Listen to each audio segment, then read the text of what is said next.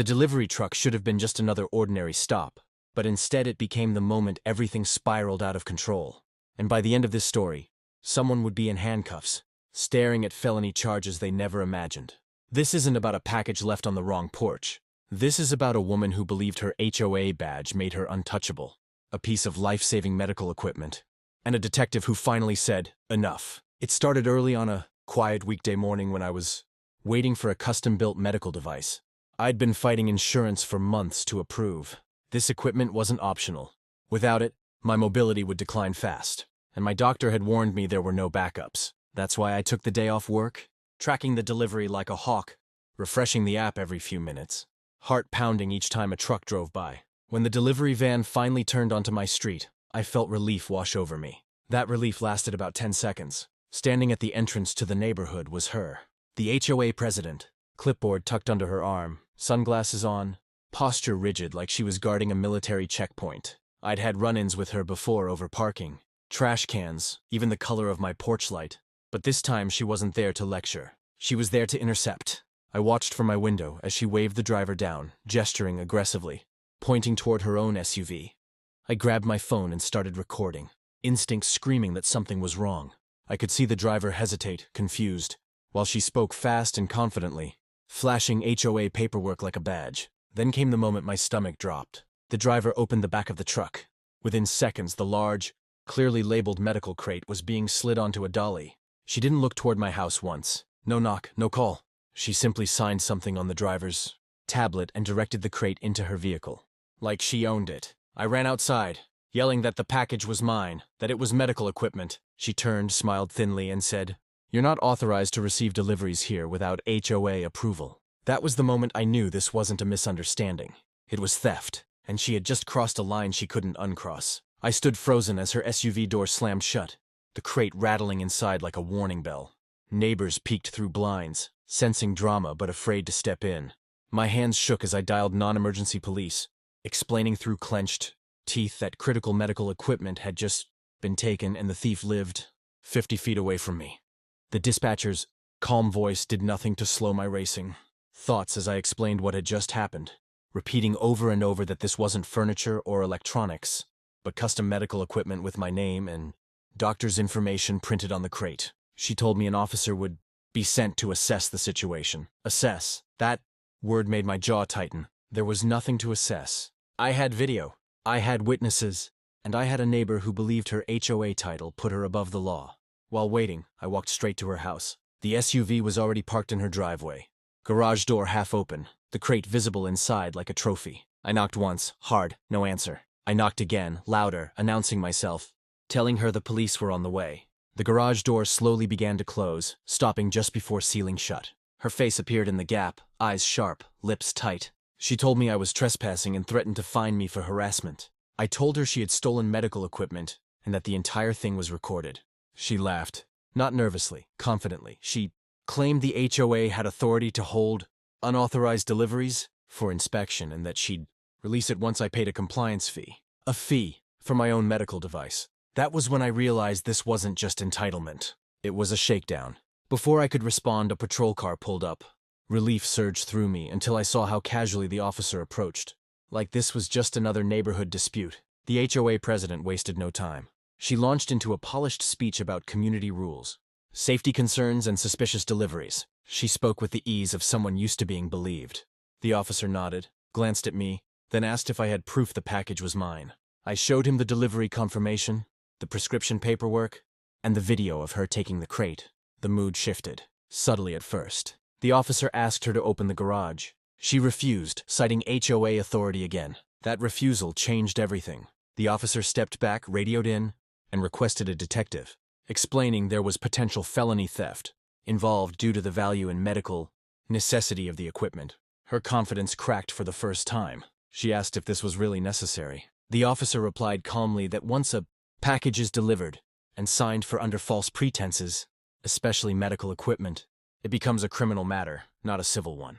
Neighbors began to gather openly now, phones out, whispers spreading like wildfire. As we waited, she tried one last tactic. She told me quietly that if I dropped it, she'd let this go and forget about past violations. I looked at the crate, then back at her, and said no. Because this wasn't about fines anymore. It was about accountability. The unmarked car arrived 10 minutes later, and when the detective stepped out, everything changed. The detective introduced himself calmly, but there was a weight to his presence that immediately shifted the atmosphere. He didn't care about HOA bylaws, neighborhood politics, or who thought they were in charge. He cared about facts. He asked me to start from the beginning while another officer stood near the garage, eyes fixed on the partially hidden crate. I walked him through the delivery notice, the medical necessity, and the moment I saw her intercept the truck, I showed him the video again, frame by frame, where she clearly claimed authority she didn't have and signed for the package using her own name. The detective nodded slowly, then turned to her and asked a simple question. Why did you tell the driver this delivery was yours? She adjusted her stance and tried to regain control, saying the HOA had ongoing issues with unauthorized medical equipment being installed without approval. The detective stopped her mid-sentence and asked if she had written authorization from the recipient or the delivery company. She said no, but insisted HOA rules superseded that. He raised an eyebrow and asked if she understood the difference between HOA covenants and state theft statutes. Silence. He then asked to see the contents of the crate to verify the labeling. She refused again, arms crossed, saying she would not allow inspection without HOA legal counsel present. That refusal was the moment the detective made his decision. He explained clearly, for everyone listening, that the value of the custom equipment exceeded the threshold for grand theft, and that medical equipment carried additional legal protections due to patient harm risks. He informed her that her refusal to return the property voluntarily was escalating the situation. She scoffed and said she wasn't afraid of empty threats. The detective signaled to the officer, who instructed her to step aside while they opened the garage.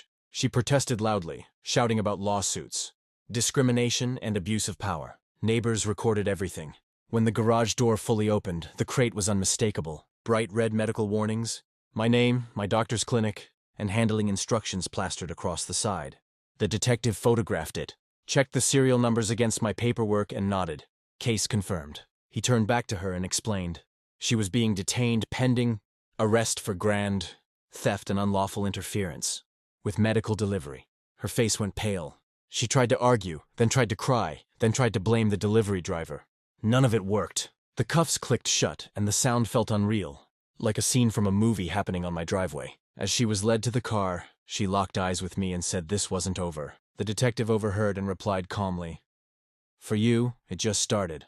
Once the patrol car pulled away, the street stayed silent for several seconds, like everyone needed time to process what they had just witnessed. The detective remained behind, finishing paperwork and making sure the medical crate was finally released into my possession.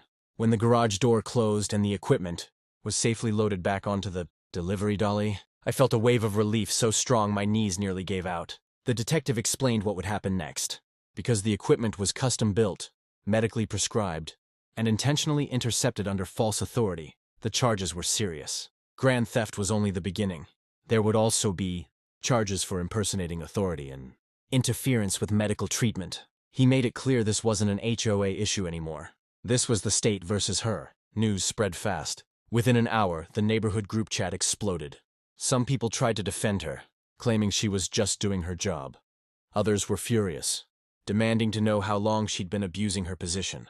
A few neighbors quietly apologized to me in person, admitting they'd been scared to challenge her before. Seeing the spell break was almost as shocking as the arrest itself. That evening, an emergency HOA meeting was announced.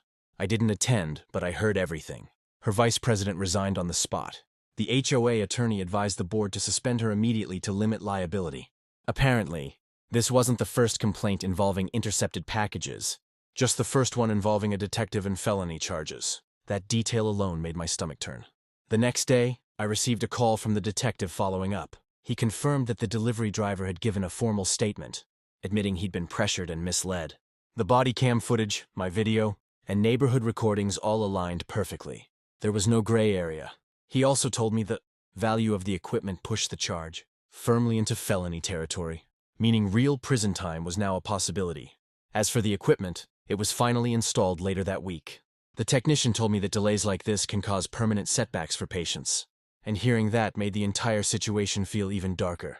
What she'd done wasn't just entitled or arrogant, it was dangerous. A few days later, a certified letter arrived. The HOA formally apologized, waived all past fines, and confirmed she was permanently removed from any leadership role.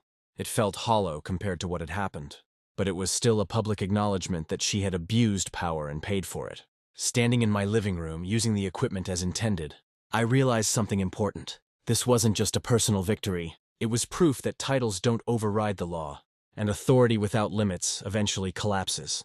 Weeks passed, but the impact of that day continued to ripple outward in ways I never expected.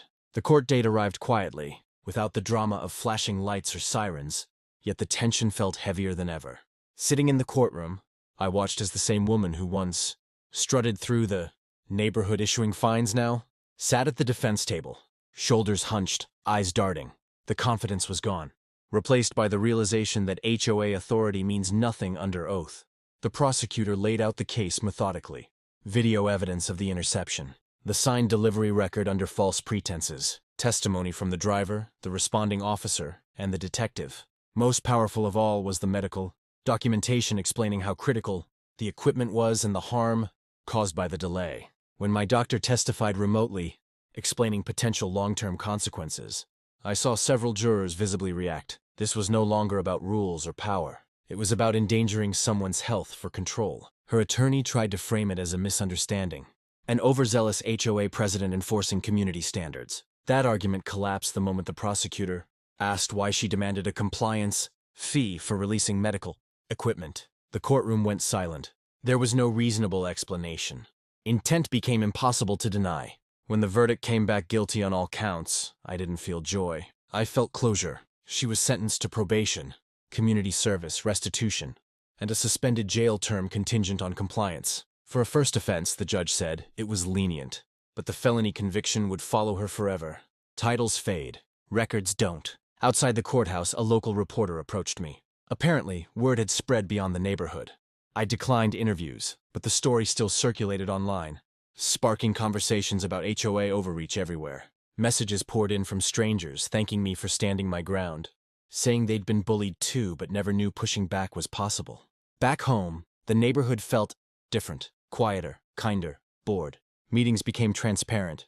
Rules were enforced evenly, not selectively. Power had been redistributed, not to another tyrant, but back to the residents where it belonged. Sometimes I think about how close I came to letting it go, to paying a fee just to get what was already mine.